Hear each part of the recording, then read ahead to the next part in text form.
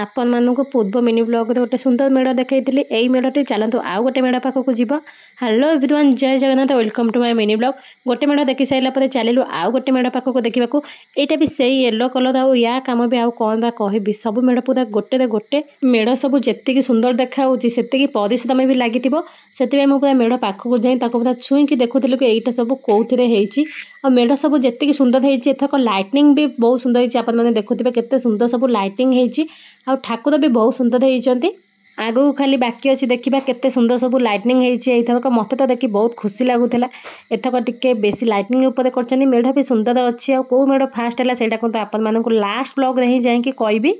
सबु मेढ़ कहीं काठू कम नुह समस्ते समस्त जगह बहुत सुंदर करिसेंती।